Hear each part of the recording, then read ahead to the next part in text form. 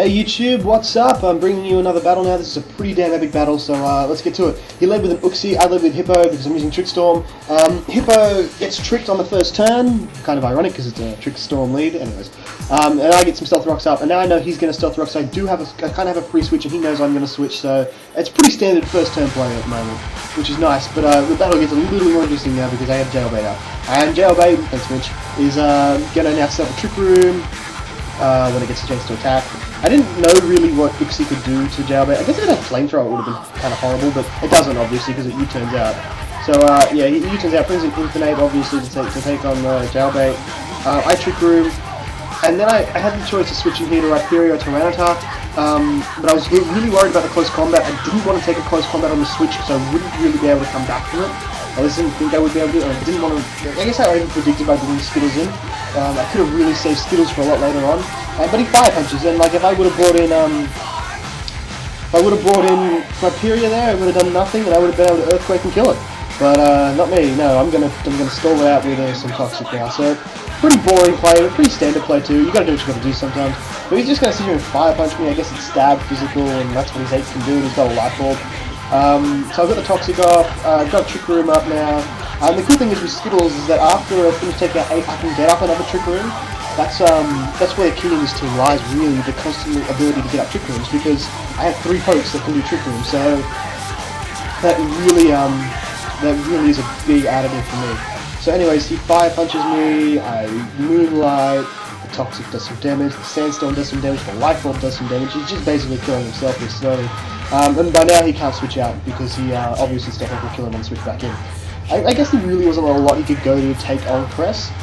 Now that I think about his team, so yeah, it was some pretty standard play anyways. So anyways, the 8 goes down now, and he's going to bring in his Jolteon. I'm not really that familiar with Jolteon, so you know I stayed in. It was probably actually really badly because he probably predicted my switch, but he subs up now, and I get a Trick Room off. And this thing has Shadow Ball, and I just didn't even think about Shadow Ball. Like I was like, what's Jolteon gonna do? Like, Thunderbolt me? Yeah, sure, whatever. Anyways, so at this point now, I couldn't really lead him to attack. There's nothing to take any damage. So I bring in Solid Gold. I like bringing him in first just because of his Solid Rock ability. He gets a Shadow Ball off. It does. That's enough, but nothing really I have to worry about. He gets a special defense drop, which is just lame. Like it really is. EQ, break the sub. I've got 2 turns of Trick Room left.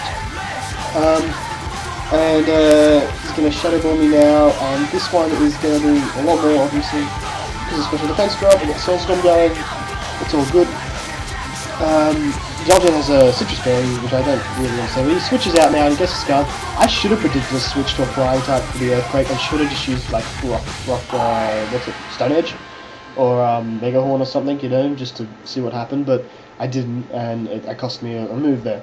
Anyways, I get a Stone Edge off. See, because I could have probably killed it if I would have predicted that switch. He whirlwinds me away, and now he brings back in Rachi. I start to make some nice predictions here now.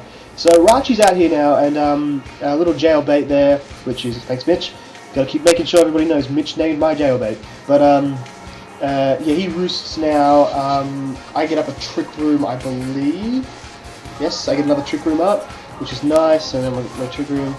Sandstorm, no deal. The thing with Scum is he really is just horrible to fight in any team, really, but especially in this team because I utilize Sandstorm, so he gets a boost. I predicted his Whirlwind, so I wished, which was a nice play on my part, just in case Rhyperior came back up. But he brings out Hippo. Hippo can't do anything to Scum because it has Earthquake as its only offensive move. Curse stuck off Earthquake, so it's just like, yeah, I have to switch her out now. Bring in Solid Gold. To take the, you know, he spikes because he thinks he can set up against Hippo. My wish comes true.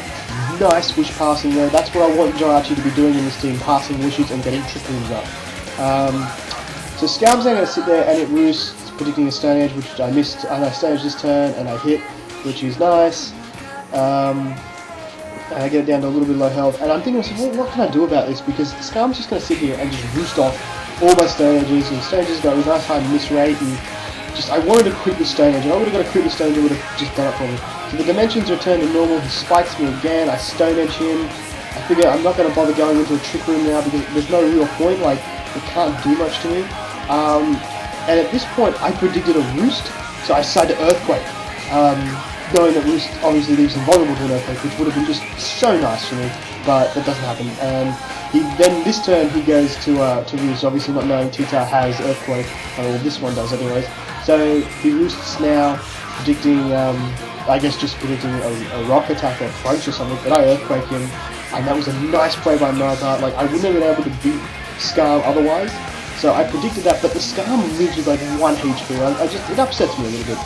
But anyways, because it does make a difference later on, because he does get up a final layer of spikes. I guess he went spikes predicting an Earthquake, the roost, but I just used Rock Slide because I figured it would work either way. Critical hit, not necessary, whatever. So that's the end of the Scarm now, which is nice. And just when you think you're in the clear, they bring out a Breloom. I hate Breloom. I hate fighting it. I hate everything about it. It's kind of cute. So, no, I gotta predict the spawn now. I have to switch to Hungry because it's the only thing on my team I want sleeping. Cress probably could have been put to sleep, but Cress is useful a bit later on. So now I know it's going to sub, and I need to switch in something. I need to get up a Trick Room. That's what I need to happen now. Because the problem with Breloom in the A16 is everything is so slow that Breloom is just going to be able to set up and kill everything. There's nothing I can do about it unless it dies. So I have to actually sacrifice 2 Pokemon to kill Breloom, which just sucks. So anyways, my lefty's recovery gets me up to 98 HP. Important point there, because the Seed Bomb is going to take me down to 8 HP. And I'm going to live to get up a Trick Room, which is just nice. I needed that Trick Room up. Sandstorm wipes out Skittles, that's cool. Yeah, I sent him Gotcha now, and like, this Porygon 2, his sole job is to break that sub. Ice Beam it. So, I trace Poison Heal, he goes and tightens his focus, I shoot off an Ice Beam, and that breaks the sub, and Breloom is now going to Focus Punch me, which sucks. Because that's the end of Gotcha. Like, there's no way Porygon 2 is going to live a effective Focus Punch from Breloom. Stupid Breloom. I hate Breloom. Die, Breloom. Die. So now I've got to bring in Rhyperior, and Rhyperior is going to Mega Horn now. Nice little move that Rhyperior happens to just pick up. There's awesome horns of his. Solid Gold gets the Mega Horn off. That's going to one-hit KO the Breloom, thank God. That's only 7 grades. Breloom's got no defense, it slows dirt. But in a Trick Room, it can probably be very useful. Anyways. He brings in Uxie now. I go for another Mega Horn, but I miss, which was just so fail. He gets a Psychic off. Very, very upsetting. I really would have, I would have hit that Uxie then. It could have changed the whole outcome of the game.